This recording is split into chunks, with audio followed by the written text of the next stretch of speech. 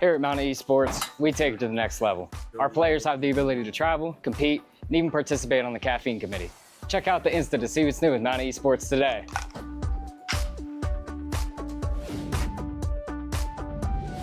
At the Mount, things are, well, elevated. And it's not just because we're on a mountain. The experience at a small college like Mount Aloysius is actually personal. The faculty and staff know my goals. It's a level of support you won't find at other colleges. And the Mount backs it up with career-focused partnerships and majors.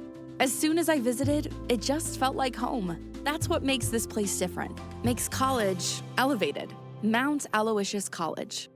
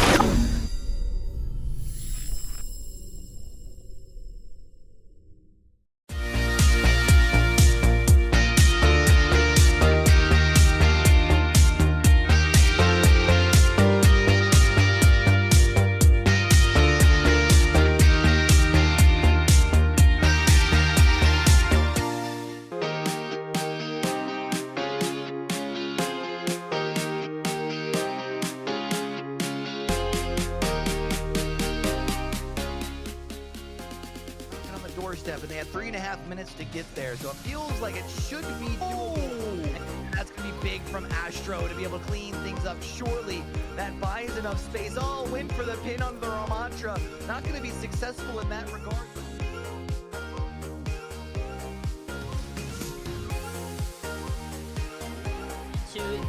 Into off the map, right? But Jimmy Connor's on the game, the headshots on that Tracer. There goes the Zenyatta, and it looks like Rich Cyber are just walking in line.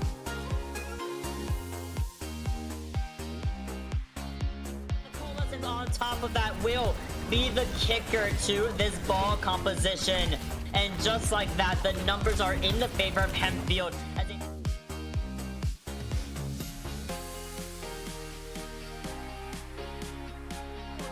He was so close to getting out of there too.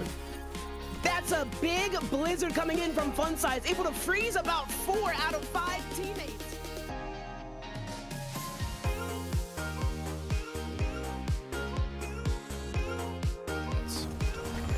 They don't, and they're gonna have to go up against Dave's continued rush. Physics finds a way to get out, charges towards the mini pack, but that pummel does in fact go through that big old shield of the Reinhardt. So as you can see, it's very easy for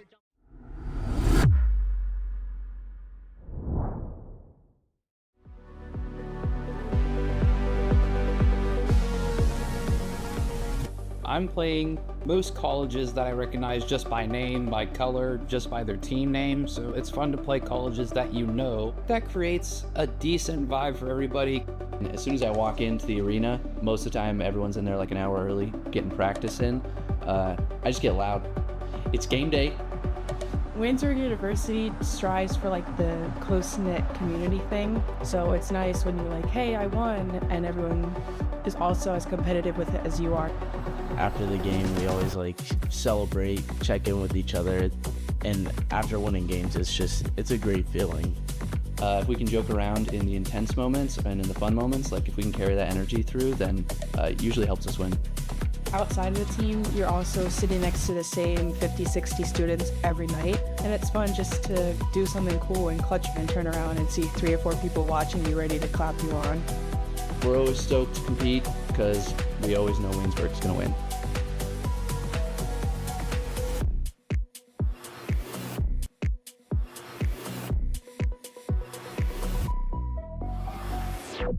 We asked 10 Mountie Esports players 10 specific questions, and these are their answers.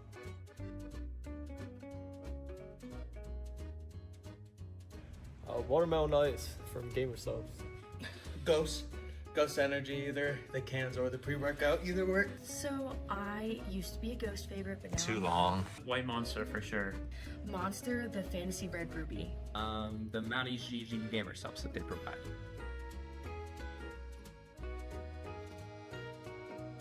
Taco Bell, absolutely. McDonald's is so much better. Taco Bell has to be. I've eaten too much McDonald's since it's right down the street. McDonald's. I like the Oreo McFlurries. I'm gonna choose Taco Bell because it gives me less stomach problems than McDonald's does. McDonald's all the way. There's levels to this, and Taco Bell is at the top one.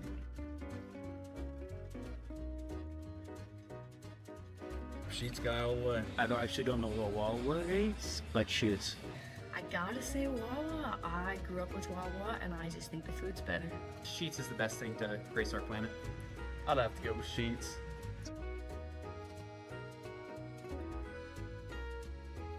Definitely rough. Injustice, no J-Naps.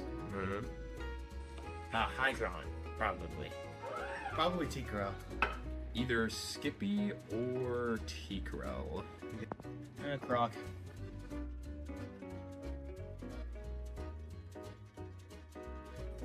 Pokemon Red for the Game Boy Color. Webkins. That was the first video game I've ever played, Webkins. League of Legends.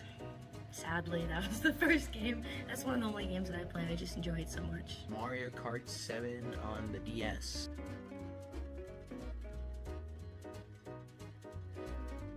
No bully. Probably PGE. Some of the top man. Definitely PGE. Angry Ginge or somebody in that realm, like Speed and stuff, they're pretty funny.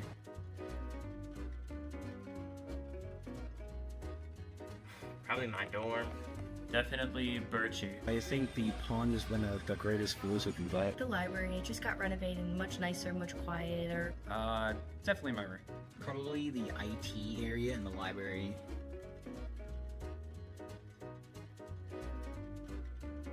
Yes, I love snowboarding. I've been snowboarding my whole life.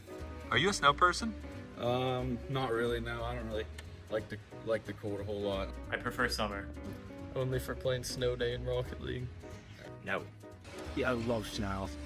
Oh yeah, I mean I'm from upstate New York. I love snow. I think it's so fun.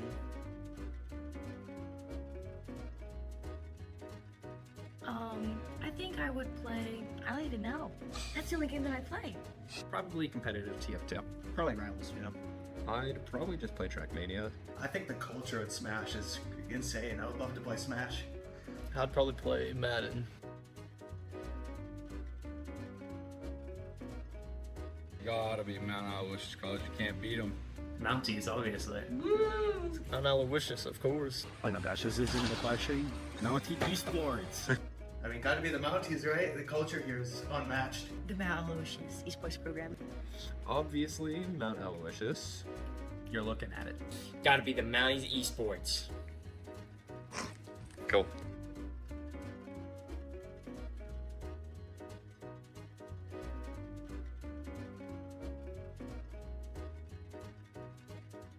You have more important things in life to think about than your internet. At BreezeLine, we propel life forward with home internet so reliable, you don't have to think about it. With a team that goes above and beyond. Fiber-powered speeds up to 1 gig. And 99.9% reliability at any hour. In any room. You won't have to think about your internet again. Go to breezeline.com for internet that propels life forward.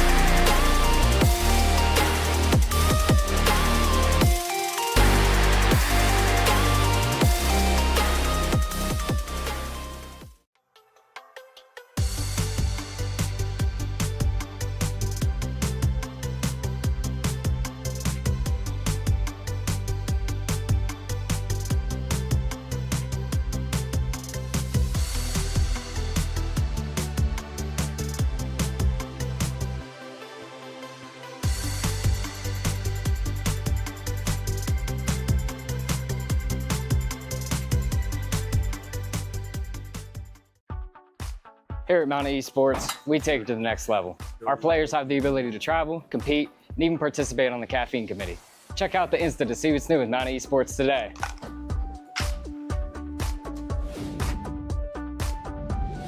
At the Mount, things are, well, elevated. And it's not just because we're on a mountain. The experience at a small college like Mount Aloysius is actually personal. The faculty and staff know my goals. It's a level of support you won't find at other colleges. And the Mount backs it up with career-focused partnerships and majors. As soon as I visited, it just felt like home. That's what makes this place different. Makes college elevated. Mount Aloysius College.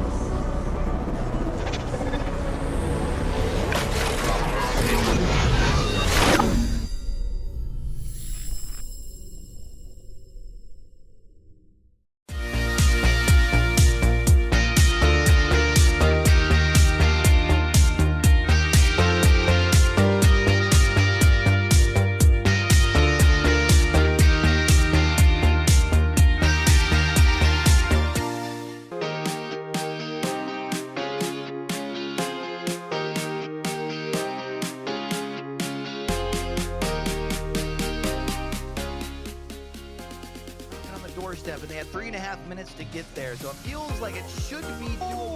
And that's going to be big from Astro to be able to clean things up shortly. That buys enough space. Oh, win for the pin on the Ramatra. Not going to be successful in that regard.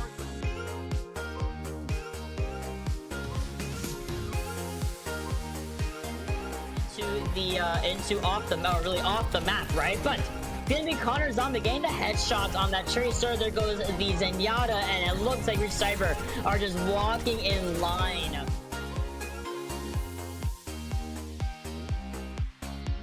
Coalescence on top of that will be the kicker to this ball composition, and just like that, the numbers are in the favor of Hempfield.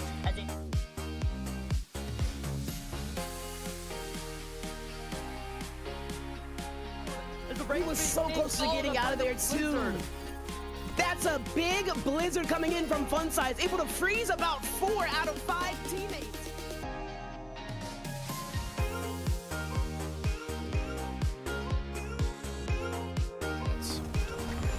They don't, and they're gonna have to go up against Dave's continued rush. Fish finds a way to get out, charges towards the mini pack, but that pummel does in fact go through that big old shield of the Reinhardt. So as you can see, it's very easy.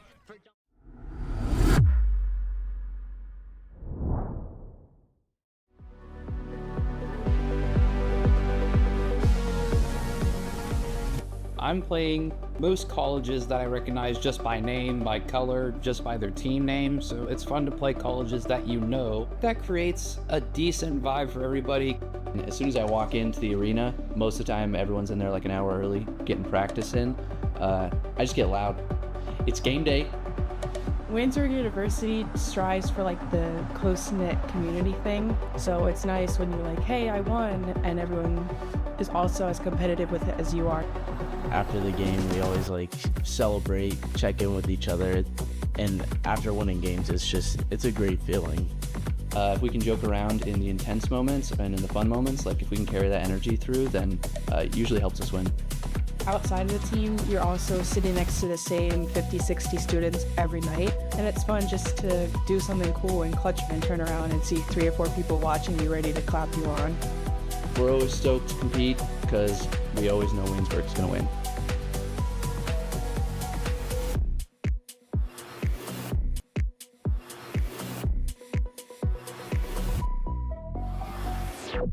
We asked 10 Mountie Esports players 10 specific questions, and these are their answers.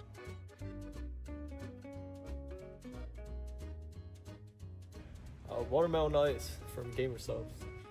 Ghost Ghost Energy either, the cans or the pre-workout, either work. So I used to be a Ghost favorite, but now Too long. White Monster for sure. Monster, the Fantasy Red Ruby. The Mount EGG gamer subs that they provide.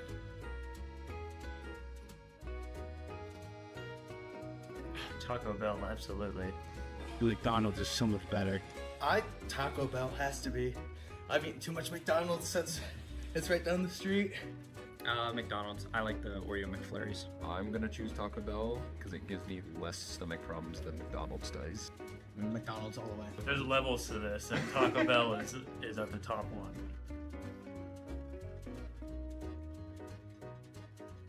Sheets guy all the way. I actually don't know what Wawa is, but Sheets.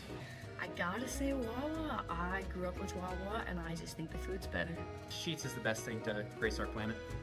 I'd have to go with Sheets.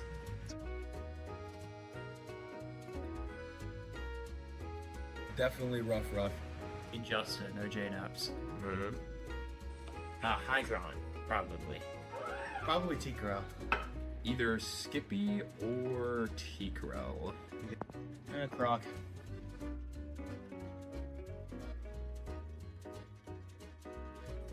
Pokemon Red for the Game Boy Color. Webkins. That was the first video game I've ever played, Webkins. League of Legends. Sadly, that was the first game. That's one of the only games that I played. I just enjoy it so much. Mario Kart 7 on the DS.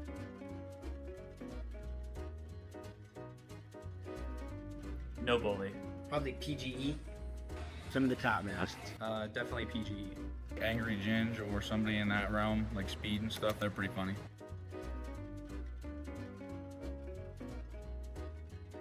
Probably my dorm. Definitely Birchie. I think the pond is one of the greatest schools you can buy. The library, it just got renovated, much nicer, much quieter. Definitely my room. Probably the IT area in the library.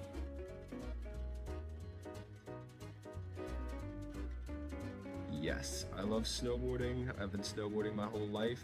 Are you a snow person? Not really. No, I don't really like the cold a whole lot. I prefer summer. Only for playing Snow Day in Rocket League. No. Yeah, I love snow. Oh yeah, I mean I'm from upstate New York. I love snow. I think it's so fun.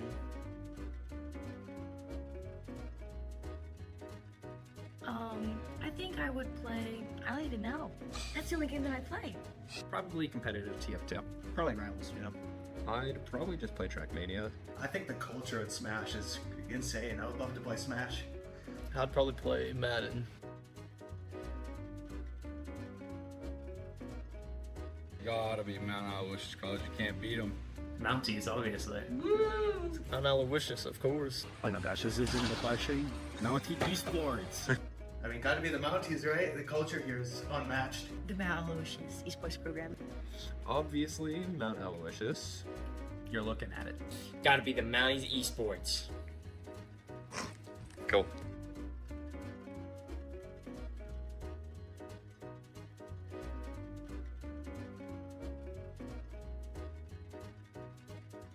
You have more important things in life to think about than your internet.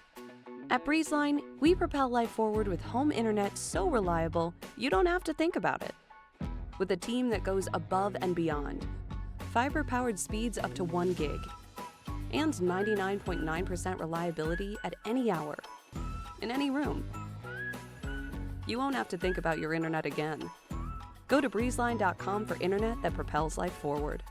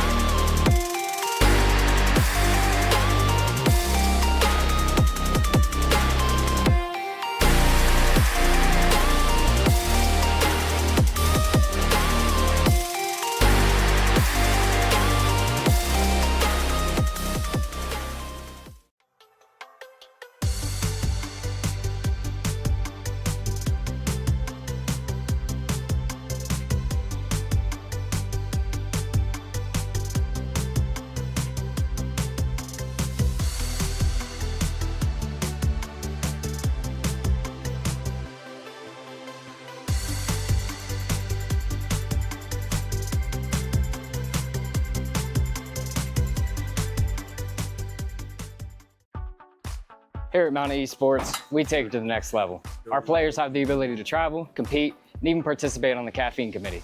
Check out the Insta to see what's new with Mountain Esports today.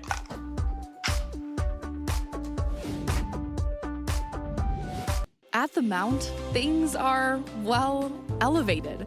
And it's not just because we're on a mountain.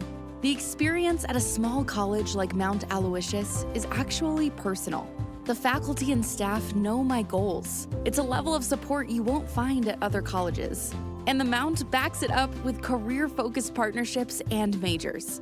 As soon as I visited, it just felt like home. That's what makes this place different. Makes college elevated. Mount Aloysius College.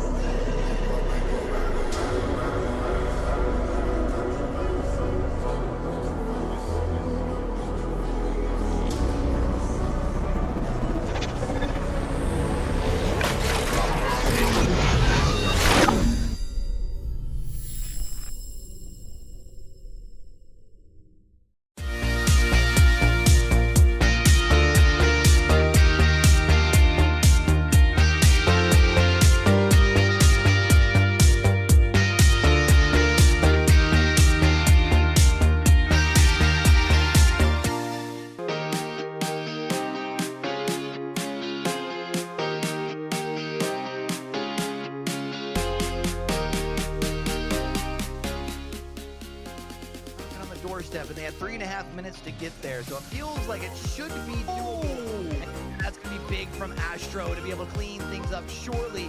That buys enough space. Oh, win for the pin on the Ramatra. Not going to be successful in that regard.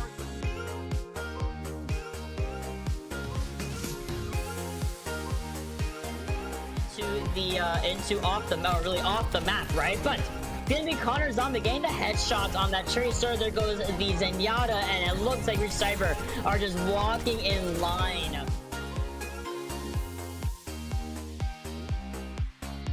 The Coalescence on top of that will be the kicker to this ball composition.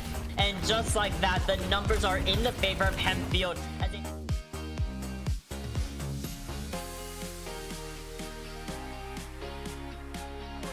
He was so close to getting out of there too. That's a big blizzard coming in from Fun Size, able to freeze about 4 out of 5 teammates.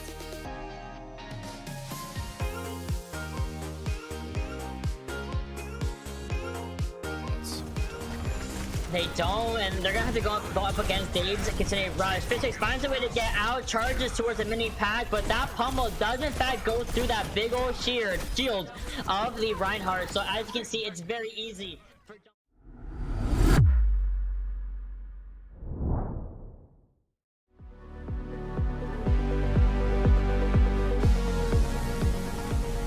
I'm playing most colleges that I recognize just by name, by color, just by their team name, so it's fun to play colleges that you know. That creates a decent vibe for everybody. As soon as I walk into the arena, most of the time everyone's in there like an hour early, getting practice in. I just get loud. It's game day. Windsor University strives for like the close-knit community thing, so it's nice when you're like, hey, I won, and everyone is also as competitive with it as you are. After the game, we always like celebrate, check in with each other, and after winning games, it's a great feeling. If we can joke around in the intense moments and in the fun moments, like if we can carry that energy through, then it usually helps us win. Outside of the team, you're also sitting next to the same 50-60 students every night, and it's fun just to do something cool and clutch and turn around and see 3 or 4 people watching you ready to clap you on.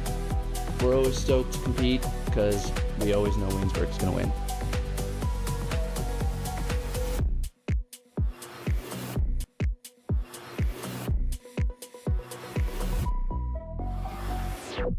We asked 10 Mountie Esports players 10 specific questions, and these are their answers.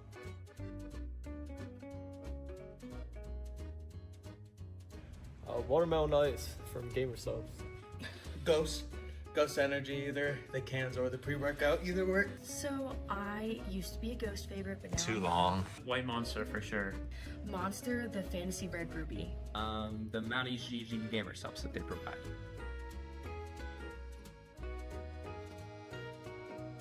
Taco Bell, absolutely. McDonald's is so much better. Taco Bell has to be. I've eaten too much McDonald's since it's right down the street. McDonald's. I like the Oreo McFlurries. I'm gonna choose Taco Bell because it gives me less stomach problems than McDonald's does. McDonald's all the way. There's levels to this, and Taco Bell is at the top one.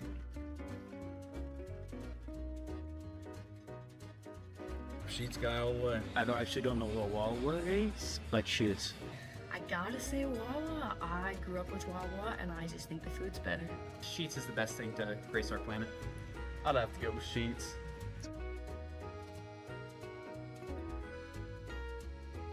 Definitely rough. Injustice, no J-Naps.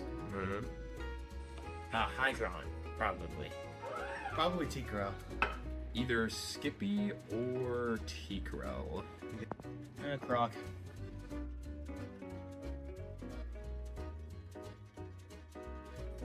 Pokemon Red for the Game Boy Color. Webkins. That was the first video game I've ever played, Webkins. League of Legends. Sadly, that was the first game. That's one of the only games that I play. I just enjoy it so much. Mario Kart 7 on the DS.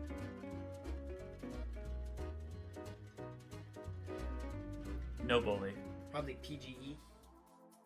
Hello everybody, welcome on in week 5 of the PIEA Overwatch season, brought to you by TEC. My name is Aricast, here with Rags. We're going to give you a matchup between Westmont Hilltop and Methacton, two teams that are still positive, but one of them might find themselves a neutral fate. Yeah, of course, there is a bit of a disparity in terms of history between these two so far here. If we dive into the first map of the series, it is going to be Lijiang Tower here. So Westmont Hilltop, Methacton, both looking to kick this one off with a bang. Of course, it is a 1-2 series, only 3 maps on the board here. So getting out to an early lead is absolutely crucial for both these teams here, or they're going to be on match point as soon as we kick things off if they're not too careful. I'm happy that I get to say the hashtag gotta love Lijiang. I say it every time, and that's because it's true. You gotta love this map because of how many different ways you can play it and the strategies that have been both established and the ones that can be created in the future. For those of you guys curious about Methacton's side with that little spinny disc over towards the player count, that is true. They are only playing with 4 players in this matchup, so they're gonna have some ground to make up, but best of luck to them. We'll see exactly what they can whip out of the gates. Yeah, gotta admire the tenacity that, you know, having them stick with this 4-person roster here, but Westmont Hilltop have got to be feeling good about this. Of course, they have one less person to worry about the entire time, and taking one out immediately. No more Juno on the side of Methacton here. Of course, not having an additional point to defend yourself with is just absolutely devastating going into this one here, and with that, the rest of the team will crumble as Westmont Hilltop just powered themselves over the 4-person roster here at Methacton, and will take first cap here on Night Market. Well, that was quick. I don't know what I was exactly expecting, but we just didn't see any sort of, tank engagement. It was very quickly just player removed, and then early picks again coming in here. I mean, it feels like they're, again, kind of knocked on down before they can even really get in here. Yeah, Lennon here on this Sigma is really just holding the door so effectively against the remaining members of Methacton. As soon as they just walk within that line of sight of that Sigma, they either get rocked or fully shielded from any damage, causing any benefit for their side whatsoever here. And Westmont Hilltop, I mean, they're kind of just stunting on them here, rotating around the sides. You've got Moose just trying to harass from the spawn doors, essentially, at this point, as the point is just going to slowly, inexorably tick up. Yeah, we've seen Moose always be a nuisance, and of course, when you can get that first pick for yourselves, it really does give you a long way. And again, Methacton basically playing as if they're already down 1 player, because they are now going to need to make it up somehow. And I want to see that off-angle pressure come from the Methacton side. Maybe not leave this as a full brawl situation, because chances are they wouldn't win it if it comes to it. Yeah, clearly not going to win just in the numbers war of attrition game, but Tony's ability does get the better of Baba as well. So, yep, that is once again your only DPS out of the fight here. Methacton has swapped compositions a few times here, landing on the Ramatra and Soldier so far, but unfortunately it's not really enough against the incredible flexibility that you have with that Genji Tracer on the side of Westmont Hilltop. And of course, that Kiri Wuyang backline can be wherever they want, whenever they want. Now, Fusion Sky here on this Mauga instead, so hoping this is going to be the thing to crack open this incredible defense so far. Yeah, honestly, I would do the same. Well, Big Hoss, you gotta make sure you still pay attention to all your angles because they do go down. But of course, I mean, it's 4 players picking up 4 different kills, and the only player left is Baba Boy over towards the backside. I mean, you gotta wish them the best of luck, but how much are you really gonna get from this touch? I mean, maybe even a cap, I guess. Yeah, it looks as though Westmont Hilltop not really concerned with that touch here, as you do have Tony going ahead with that blade, cleaning up 2 members and a turret for what it's worth. That pylon getting no healing whatsoever on to the remaining members of Methacton here, and just taking out that Genji at the end.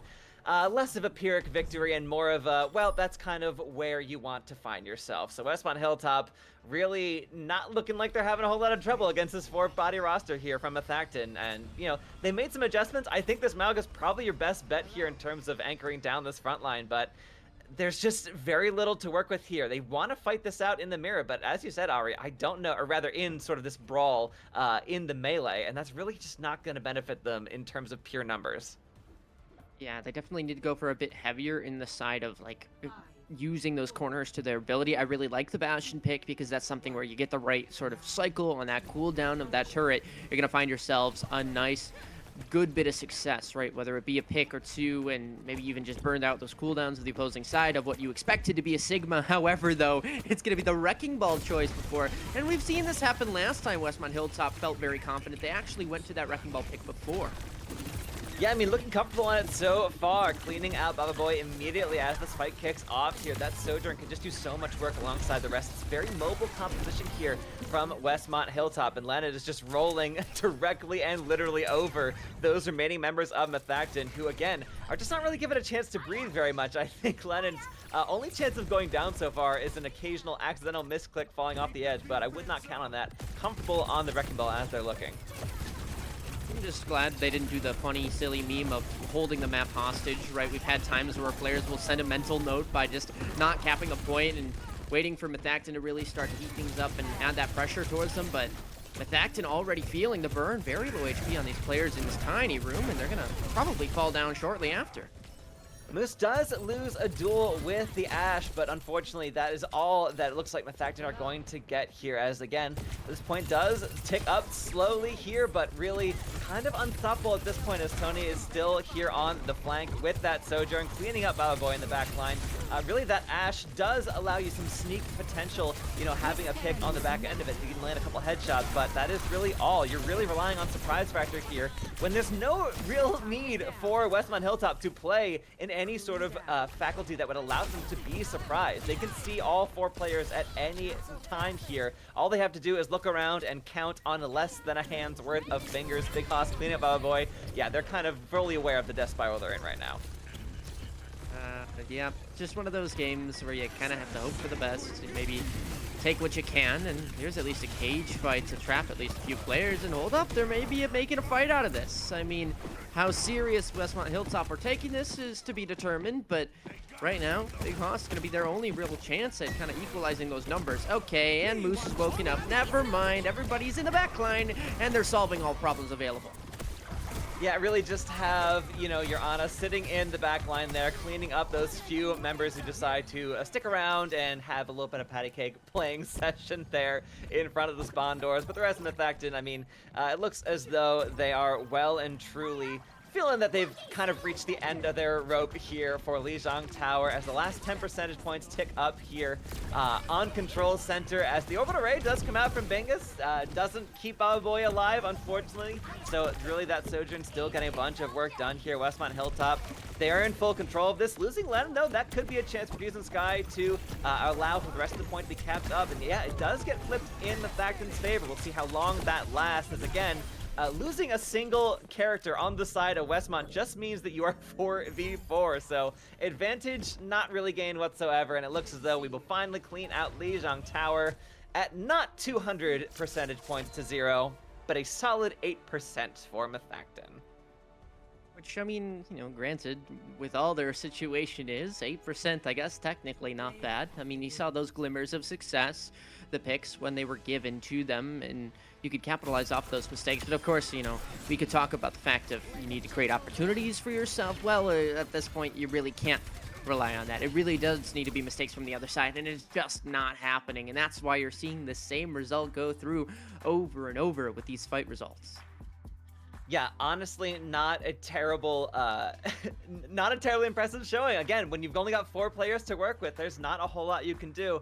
Like you said, Ari, you really have to rely on your opponents to make those mistakes, seeing as you really cannot account for everything on your own. I do think, though, there was perhaps a chance for Methacton to make some different compositional choices. They really opted more to have the highest HP pools for their, you know, frontline members, which really just makes you more of a target than you already are when they can clearly identify and lock down all 4 members of your roster. So I need to find some way of answering this incredible backline harassment coming in from Westmont Hilltop here. There's really just no answers being found, and I don't know if there is going to be any to find whatsoever.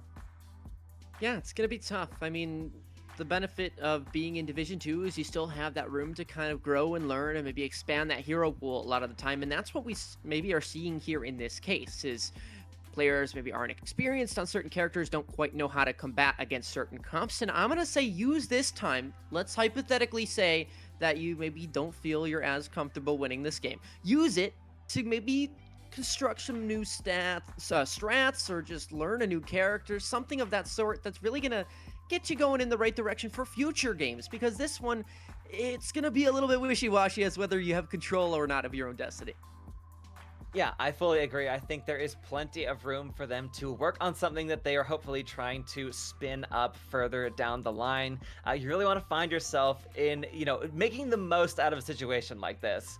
You opted into play, so there clearly is some you know, impetus for them to try and make something out of it, to try and actually get some benefit from it at the end of the day here. So there is still room to work on things as we go into our second and potentially final map of the series here. We do have a few change ups in roster here coming out, just trying to flex in a couple members on the side of a Westmont Hilltop here, at least. Of course, on the side of Methacton, not a whole lot they can do. They do have the remaining 4. If you have anybody else, they're going in that empty slot, but unfortunately, not to be the case. I wonder if they swap up roles just for funsies. They're like, you know what? Maybe let's just try something new. I don't know. But yeah, I think that Westmont Hilltop, they've made a case for themselves about how strong they truly are. I remember watching them in previous games, and I'm saying, wow, this team is really dang good. And here, I mean, is no exception, right? Although the skills may be a little bit tilted in their favor, they're still just doing what they need to. Because sometimes with the good teams and maybe the not so great teams, you have those moments where confidence, you get overconfident, and then you start to let things slip a little bit more. And right now, they're still playing exactly how they need to. They're not letting things slip too far. And if they are letting it slip, they're aware of the space that they're giving up. They're saying, okay, we know there's a soldier 1v1ing our Kiriko on point. And if they do lose that, then we'll go and fix that problem. But that's a problem for when we get there. Until then, it's water under the bridge. Yeah, I mean, it's perfectly, you know, foreseeable for teams here to sort of let go of the reins and kind of have their opponents sneak up on them in situations like this. When you're feeling very confident, you sort of understand that you kind of got this in the bag unless you slip up. They're not allowing those slip-ups to occur here. So, yeah, I fully agree that even though the odds are stacked heavily in their favor, they are not playing this. They're not playing this foolishly. They are being safe whenever it is required, allowing only that slight flip at the very end. They're not, of course, as we kind of talked about on that last round of Lijiang Tower, they're not sort of holding the point hostage, essentially. They're allowing it to be ticked up. They want to stake their claim on this series here, you know, want to get it done. They don't want to run the distance on this one here so far. We'll see if that continues heading into our second map of the series as we go over towards Flashpoint on Atlas. I'm kind of worried, right? Because we have Methacton obviously choosing what the map type is, where they're going, and things like that. My worry is you just kind of got stomped a decent bit on that control point, right? So what's going to make it a little bit better for you on Flashpoint, and because there are similar ways in how they're played, and maybe they're saying, okay, we've learned from those mistakes, or at least learned for what we can do in the first few fights and in that first map, and they're going to try and muster up as much as they can, because when you're going towards sort of the escort modes, and you're thinking, okay, maybe not the best idea to try and push a 4v5 with 5 players on high ground jumping off and really just running it down. So I see the thinking here, but I want to see some execution, or at least the thoughts of it, right? We're not necessarily expecting them to come out in flashes of glory and winning every single fight, but I want to see them make it at least close a little bit, get some few picks here or there. Yeah, as we got to see on Lijiang Tower, especially on Night Market, this is clearly the sort of composition that Methacton wants to be running here, and starting off at a solid clip, taking Lennon out of that fight immediately as it kicks off. Slap of rolls coming through from Westmont Hilltop. We now have Moose on the tank. Lennon moved over to the support line, so a little bit of change up of roles here. They're trying to keep this one entertaining for themselves here, but as the fight drags on, the trades do come through on either side of this engagement. Westmont Hilltop, once again, still maintaining control, still maintaining presence here as Moose cleans up Fusion Sky at the very end as well, who's moved over to the DPS line. It should be mentioned by Boy now piloting that Ramatra on the tank side of things here. And I guess let's kind of harp in on that, right? We see Moose on the ball, Lennon on the support. The roles kind of swapped up here in this one, and just honestly look at it from an analytical standpoint. Say, okay, this is the capability that these players really have to make things work. And obviously, right, there's going to be fights going on that some players just can or can't control. But honestly, for Westmont Hilltop, this shows that they have a good bit of depth to them. Yeah, honestly, going with the Ashe here, especially into this, composition which allows, especially Fusion Sky, to sort of teleport directly on top of an Ashe without a lot of answers to that Reaper diving directly onto your face is certainly not a good place to find yourself. However, that venture from Dylan is perfectly able to pick up the slack there left over as Big Hoss, yeah, perhaps even guessing the very same things that we have, is swapped now to the Bastion. Want to make sure that Reaper is not going to be as dangerous as just sort of roaming directly over your back line there. And with a few percentage points ticked up, of course, this is Flashpoint. They tick up a lot faster than on Control. 36 for Methacton before Westmont Hilltop claimed Control once again. I just realized they did the boostio. Somehow they nanoed the Lucio, went in, went for the value, and they got it. I mean, they won the fight. And again, Westmont Hilltop, it's just about them picking and choosing their battles, right? They're deciding that for whatever reason, our supports can have the fun part. They're going to go run it down and win their own fight, and then they'll go reclaim the points. Moose already finding some with the mines, and it just feels like, well, Methacton, again, just trying to take as much as they really can here. Yeah, and again, despite finding a couple trades here, only the best they're going to get with a 1-for-1 does mean you're still down a player for Methacton. So certainly a difficult position to be in. I do not envy them it, but you do have some ultimates coming online coming into this next fight here. 3 of them to be particular. Of course, Bingus did just use in that last engagement that Tidal Blast came out. So this is one of their best chances to crack this one open. Unfortunately, lacking your tank there as Boy falls down to Dylan's hands once again. Yeah, that Annihilation is going to have to wait for a few more seconds here. As Westmont Hilltop, they're more than happy to be on the objective. A nice kill at the back end of that Death Blossom for Fusion Sky, but that is all you're going to get before Big Hoss and Moose clean up the remaining members of Methacton here. And they will take the first control as we head into our second Flashpoint. One of those moments where you say, I got mine, and you kind of move on. I know that's more for FPS games, but honestly, same logic can apply in here. I mean, Baba Boy's got a decent amount of setup here, especially with this Annihilation. Tiny room. Yeah, this is exactly where you want to find yourself, starting things off in this fight with more than a bang here, cleaning up 3 with the help of that Annihilation. So really solid start here for Methacton. Of course, their remaining members have to stay alive just long enough to hold on this objective. Fusion Sky does eat a good amount of CC coming through from Tony Zamboni's Ana, but is able to get away for a few more moments. But again, that Ana is still just so devastating when you don't have as many heads to worry about. You can certainly click the remaining ones that are within your sight. So yeah, despite some heroics coming out from especially the tank line, Methacton is still finding themselves in a tough position here, looking decent in moments. Of course, when they have that surprise factor, that's really when they've been able to shine so far in these fights. And of course, the touch spawn doors, you gotta do it. If it's you feeling confident, then hey, do it in any way you can. Again, Tony Zamboni, by the way, has been kind of nuts on the Ana. Just the damage output even in that sense as well. But again, these players just giving them a run for their money, proving that they really want to be the team that makes it to the end of those playoffs and maybe even get promoted to Division 1 in the end.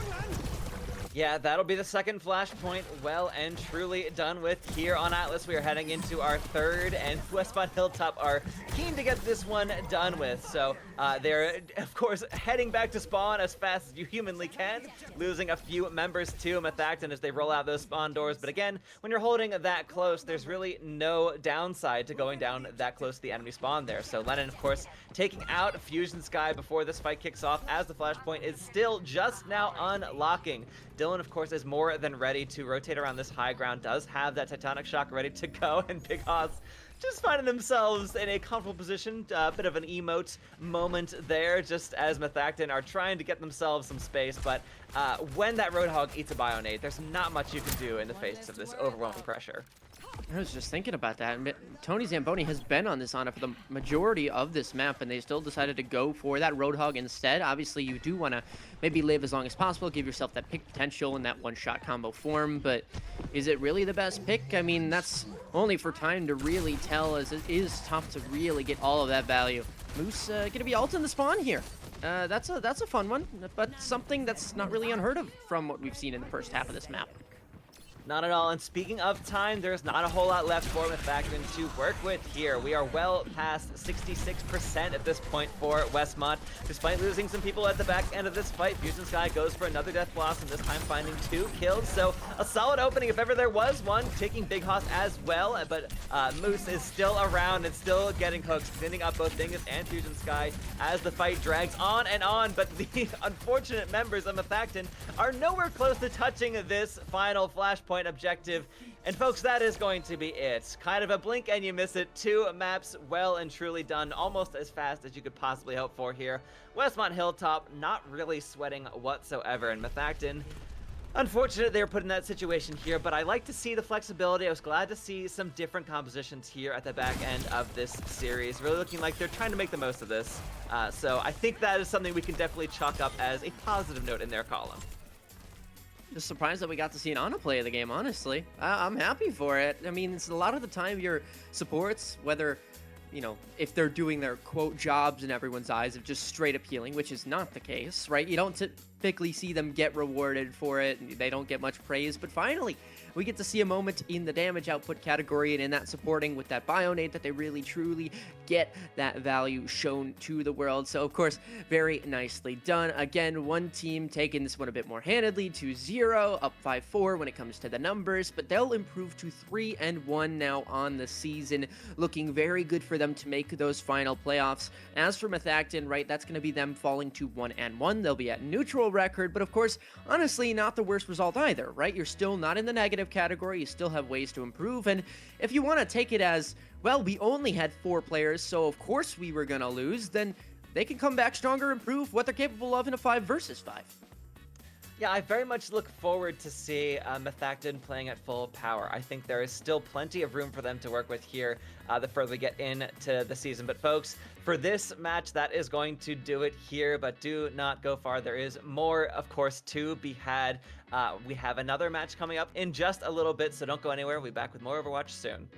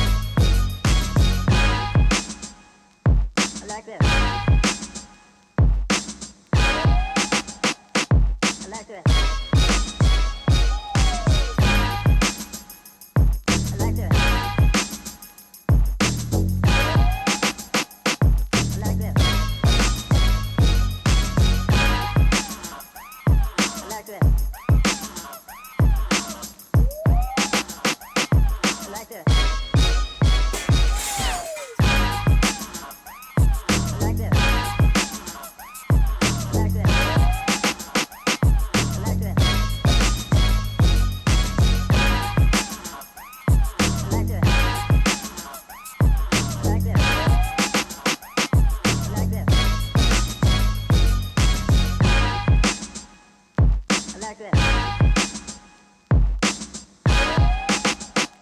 I like this. I like this. I like this. I like this. I like this.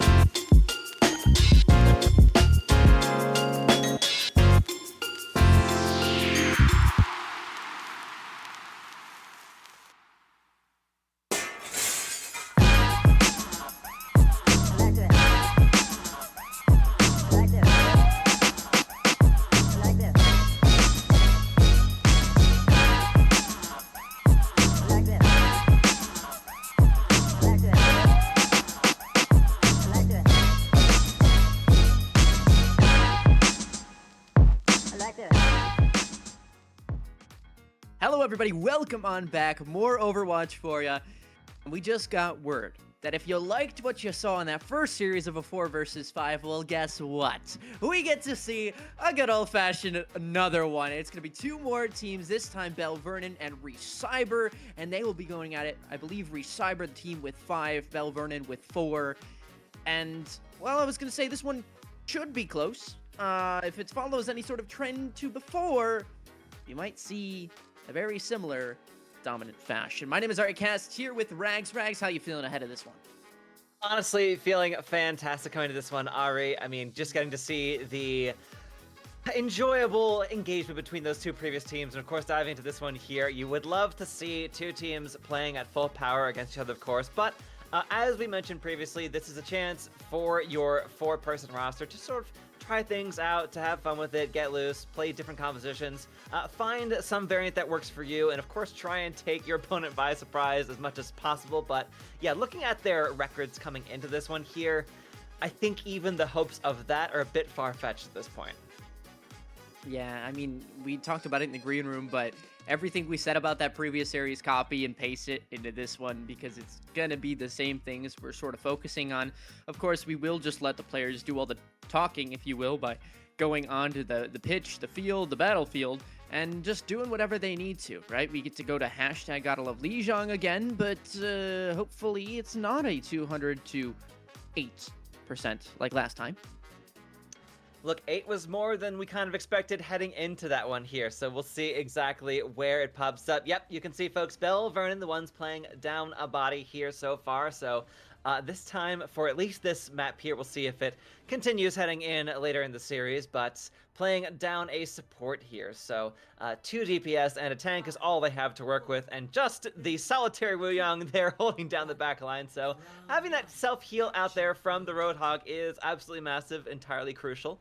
On the other side, though, Reach Cyber is playing with the Roadhog of their own coming this here. Devout, of course, spotting that one coming out the gate. So easy enough for this composition of Reach Cyber to devour that front line of Belle, Vernon, but that Bastion, of course, is trying to find these squisher members of Reach Cyber out, but with the flexibility that, of course, Connor Zombie is going to have. Yeah, Reach Cyber not wasting any time cleaning up Genji Bug there on that eponymous Genji to speak of, once further cleaning up Doghouse as well, and that is a 3K for Devout. No chance at all for Belle, Vernon to get away with this one.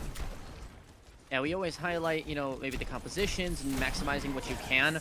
I honestly want to see Belle, Vernon run that Reaper as well. I think we saw it previously in that prior matchup, but, you know, with characters like Genji and Bastion, while they are nice at maybe taking a lot of damage and dealing it out quickly, I almost want to see that self-sustained sort of game, right? A soldier, a Reaper, somebody that can give themselves that self-heal and also be able to get out of dodge if they need to. Maybe even a Tracer, right? Who can run around to those health packs. The Widowmaker, on the other hand, is a bit more questionable, especially when you're on a map like Lijiang. Yeah, certainly trying to make any pick work in their favor. I mean, between the Hog, the Ana, and the Widowmaker, that is the name of the game here for Belle, Vernon. Of course, on this Bastion, you're just such a large target. You know, slightly smaller than in past years, of course, as a Bastion, but still slow moving and very vulnerable too, especially this Reaper, and of course being hooked in by your band on this Hog as well. Chef Robbie cleaning up Doghouse so that Ana still, again, once you're without those CC tools, there's not a lot you can do in the face of a Genji, just tossing shurikens directly into your face. 61% up to 65 on the board here for Reach Cyber, and they're really kind of uncontested here as they just have Belle, Vernon waiting for Reach Cyber to make a mistake, which, as we kind of specified, you don't really have a lot of latitude for that here. I saw the vision there, Devout. I really did. You went for the clip, but unfortunately there was nobody behind the tank. They were all just very far back in spawn. So, although you get your one, no clip for you are going to be happening just quite yet. And again, similar themes of what we're seeing with, you know, pushing towards the spawn doors and kind of getting aggressive, but also picking and choosing the battles of which ones they want to have the most fun taking. Right, Chef Robbie not even going to get up to a blade, maybe even through this entire first point, which is a little interesting, but that's what happens when you only make it through 1 or 2 fights. Yeah, that is 2 jumps into oblivion there for Aiden Bruce at the very end of those fights. So Belle, Vernon, it looks as though they're just trying to run out the clock here so far. That is Gardens going the way of Reach Cyber at 100-0. And once again, we are back for our decider. At Control Center, bit of deja vu here, honestly, Ari, coming into this one. But yeah, we're very much looking at no swaps so far for Reach Cyber. Don't know why they would until something stops working for them. Belle Vernon, of course, you do have Genji Bug threatening to swap into a few different possibilities so far. Still looking like they want to run this Roadhog alongside now the Freya instead. So Doghouse still continuing on this Wuyong. Not the most, burst healing, certainly, but in terms of having a few different targets to heal at once, probably your best bet coming into this as a solo support. I mean, I was liking the idea of the Moira, right? With that just ability to do enough damage and healing at that same kind of moment. And, yes, obviously, it's going to be a little bit logistical. Oh, okay. As okay. Which was play the game. Okay, maybe they are their worst enemies. All right, so we'll see if Reach Cyber Charter decides to let this one run the entire way. Team kill, which is a fun fact. I did not know that would still go through as long as you had 4 members. But yep, turns out, however many people are here, if they are all gone, that still counts as a team kill. So kudos for Reach Cyber. They had to do all the work in the world to make that one happen here as Connor Zombie just lobbing those grenades. Trying to find something here, some semblance of ult charge to be gained as the rest of the team just taking up positions around this initial choke point here as Belle Vernon finding themselves running out the clock at this point. 30% in the bank for Reach Cyber Charter as we slowly tick up further and further, inexorably as it feels, here on Control Center. Belle Vernon just allowing the time to run away with them and allowing the chase coming through from Reach Cyber. So fun is being had, certainly, from these two teams so far. Can we just get a Torbjorn Hammer 1v1 like for the next map? Can we like tell the players that? Because I'm so down to like watch that happen, or like a little Roadhog 1v1 battle. Because again, right now you have players kind of supporting from the back lines for each side, but right now we're at the standstill and it feels like Belle Vernon kind of on the back end, and if they truly have given up, which it seems like, they have to some extent, jumping off the map a few too many times than a normal game, per se, I think we want to see them maybe have just a bit more fun doing whatever it might be that gets them there. Yeah, that Hanzo could certainly be an inclination towards that direction as we are now onto the Malga for Aiden Bruce coming through here. We'll see if they decide to leave spawn or if that's just going to be sort of an aesthetic change for the roster on the side of Belle Vernon here. Just sort of swapping between whatever roles they feel like, swapping between whatever heroes they feel like, sort of getting that time played, on to their profiles for them. But as we tick into the final percentage points, yeah, there's not even an attempt to touch, no toes anywhere close to the objective here for Belle Vernon. Reach Cybersecurity, or Cybersecurity, my goodness. Cyber Charter walking away with this one fully secure in their victory here on Lijiang Tower. One of the maps of all time, Ari, if I'm being honest. I gotta see what this play of the game is. Was this just the ult? Is this the vision that we had? Nope, it was the first pick of the entire map. And I believe that's all that happened. It was a TP. This is a 3K. We did have a 3K. Would you look at that? Well, some positive things to take away from the map, but on the other side, I mean, again, there's only so much you can hold your standard to. However, I was taking a little look in our producer Discord, and by the way, we are the only stream still going right now. All the other ones have ended. We have matches going on longer than the rest of them, so maybe we're just the best stream, honestly. That is kind of what it feels like. We're getting the peakest versions of Overwatch coming through so far today. So, folks, we are taking you slowly and inexorably towards our second and, if the gods are willing, potentially final map of the series here between Belle Vernon and Reach Cyber. Yeah, we're really kind of seeing just sort of running out the clock here from Belle Vernon. We mentioned a few times in that first map, they understand the position they're in. They are not under any illusions about the situation they find themselves. So really at this point, Reach Cyber is just making sure they don't allow any sort of points to go their opponent's way at this point. I certainly hope we do not have any of those situations where they're just burning time. We got to see both of those 100% tick up as quickly as you physically can, which I think is the best positive thing you can see and say about the direction of the series so far. We'll see exactly where Belle Vernon wants to take us. Of course, it is their decision, where they want to end things. It is on their terms, certainly, as we head into our second map of the series.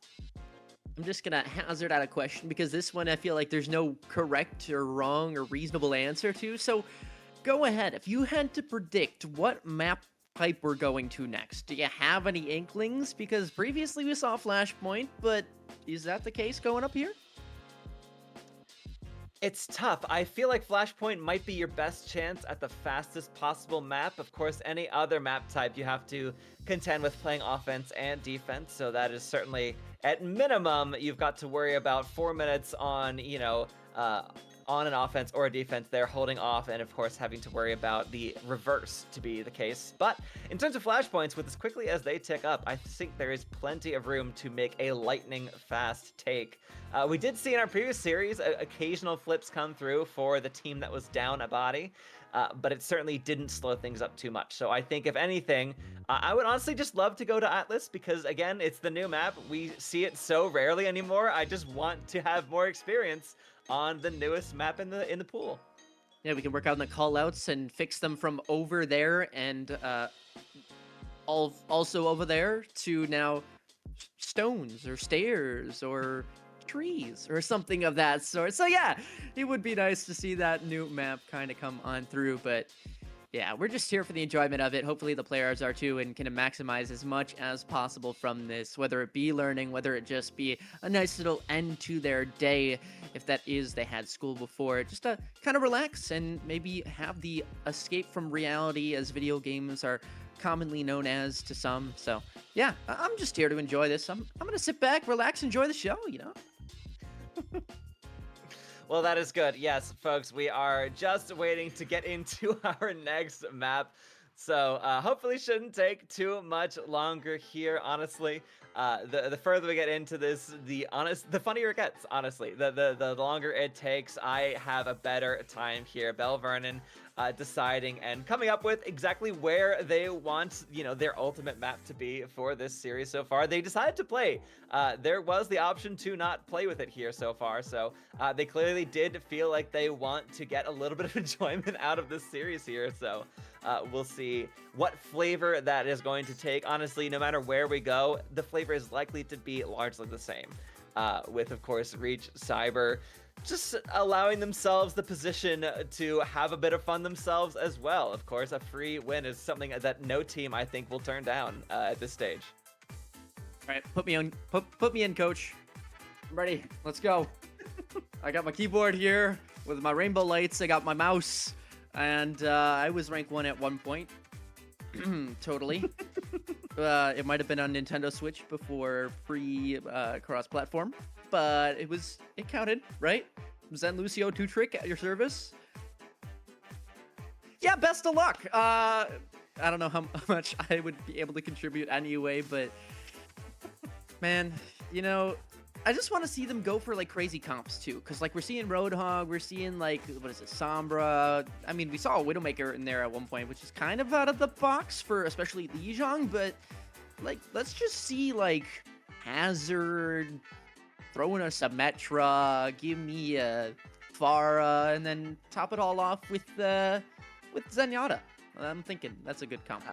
I'll have a side of Lucio with a helping and an extra large Zarya, we'll say, as we go through that. But yeah, I want to see, here's my pick for it. I want to see a full melee comp. I want to see Torbjorn, of course, with the hammer. I want to see Reinhardt, of course, hammer, natural, Brig, very easy, mace. But Zenyatta, only kick. You're only allowed to use the kick for Zenyatta. And then, of course, Genji as well, only dashes and melees. Those are your only options. And Dragon Blade, should you build up to one. So full melee, no shots fired at all whatsoever. I want to see bonks of hammers, and I want to see slashy, stabby, stabby. That is, I think, the direction we can hope to expect things for here. In terms of making it a good, I mean, we were hoping for like a Tor 1v1. Occasionally the teams will do these things when the match is going completely sideways here. So I think there's plenty of precedent set for it. I want them to set up, on the objective, just have a nice ring through which to operate. So how far here? It looks like, folks, we do have finally an answer. You've been waiting for decades, centuries even at this point, but the second map of this series is going to be Suravasa. They could not even, unfortunately, take us to Atlas. They're going to the tried and true Flashpoint map of Suravasa here, so we'll see exactly what flavor of silly we get here. And if either Ari or my predictions and desires of compositions are achieved, or if they both run Roadhog comps once again. You're absolutely right. That map pick did take a few centuries to get going, but you know, we're still going in here, and hopefully, I don't know why I got Southern all of a sudden, but hopefully we'll see this map come to a conclusion. And it's Roadhog. Okay. GG. I see Torbjorn. There is hope. Centaura is hovering that Torbjorn, so we'll see if that sticks coming out the gate here. Or full turrets. You know what? Let's get Torb Sim. Let's get the pylon. Let's get BAPS deployables. All of it. I want to see everything available to us here. Now we just need a tank with deployables as well. I'm not counting on it for, you know, the next hero necessarily, but I think down the line we deserve that, all of us, as players and enjoyers of Overwatch. So yes, it is the Roadhog comps once again. It is the well, no, Centaura's still in spawn, so there's still plenty of time for that too. Yep, it sticks. Fantastic. You know, thank goodness for small miracles here, Ari. Well, you know, that's going to be something I'll be looking at. Well, that's their 5th player, actually, now that I think about it. It's the turret. The MVP that we never knew we needed. Yeah, plenty of room, and of course getting hacked out immediately as Devout here on this Sombra, not allowing any reindeer games, no shenanigans to be had whatsoever. Well, fully ignoring the turret and taking down the Torbjorn master in question, and the turret falls once again. So now, yes, you're down 2 players on the side of Belle Vernon. Poor turret once again here, and yeah, that is the first cap coming through for Reach Cyber. No real surprises here whatsoever. Those hogs mirrored and on either side, and apart from that, we are running a Mercy Juno. Get your fill of it now, folks, because you will not see this at any other situation, any other level of play.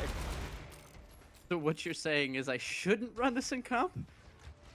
I'm gonna need to tell my duo some things then, because we might be a little cooked then. Yeah, I mean, of course, Reach Cyber just gonna play what's, I guess, considered double hit scan with the Sombra and Cassidy, but yeah, you go in here and you just start to have fun, practice maybe stat padding for your rest of your season, maybe boost up that headshot percentage.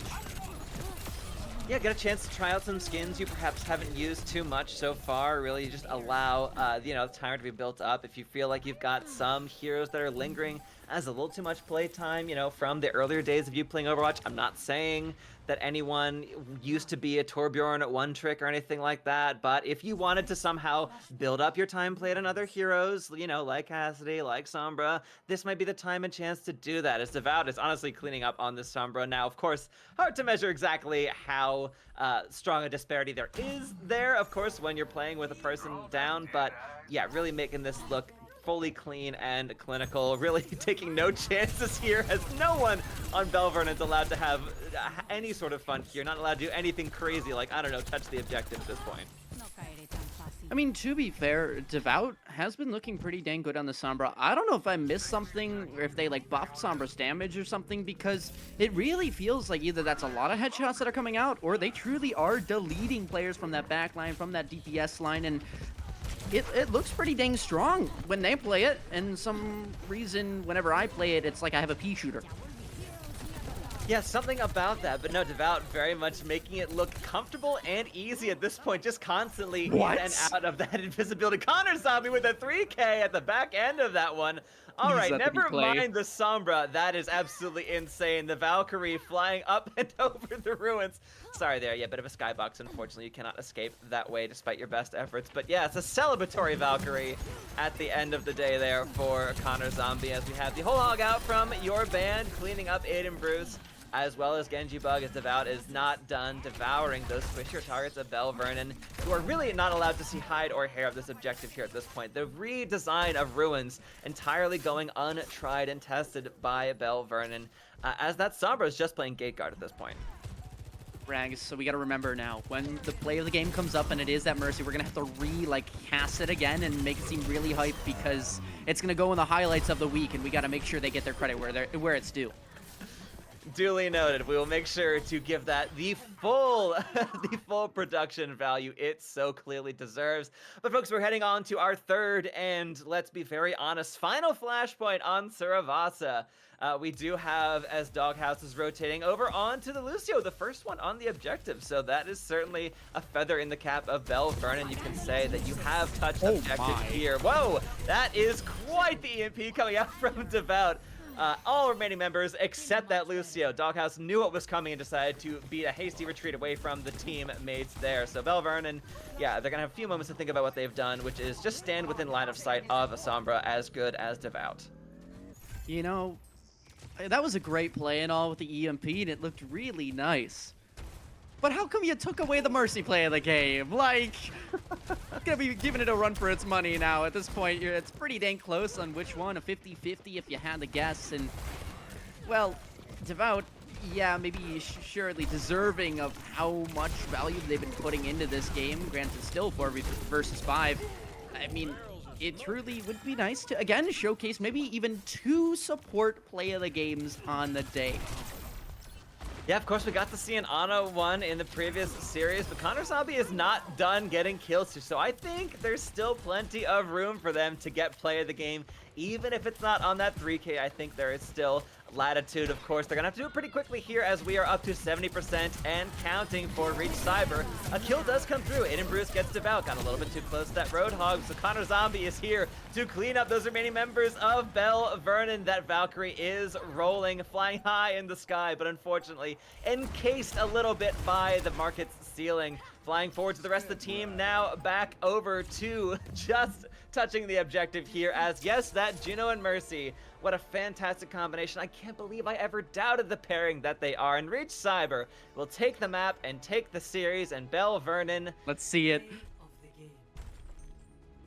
That's all right. Huh? Huh? What kind of math is this? I can't say this is an expected outcome by any stretch of the imagination. Your band, someone we had not even, thought of as for this play of the game, will take it with an early, I think that was as we were rotating around market, the very first point of the map. So honestly, justice for both that EMP and for Connor Zombie on that Mercy there. Honestly, I'm usually one, crying out for tank recognition, but in this case, you are taking the limelight away from 2 much more deserving players of the game. You know what? Sure. If the game said let it be so, and the players, well, they got their result already. At least one side, that was. They came in with all 5 players. They all showed up and they said, hey, we're going to take this game home. Okay, go for it. They took it. They got the W. They stole it, ran, leaving the other side of Belle, Vernon maybe just wanting, 20 minutes back? Or at least they could have used it to scrim, to practice, things like that. But instead, I mean, unfortunately, you chalk that up as another one. You say, GG, go next. Again, same thing as before. Let's see what they can have in store against that full 5 versus 5 and what they truly stack up with the rest of their competition. Yeah, but folks, that is going to do it for us here tonight. So have a wonderful rest of your evening. Thank you so much for joining us for what was a rollicking day of some 5 for Overwatch here. So for Aubrey and Rags both, have a great rest of your night. We'll see you in the next one. I like this.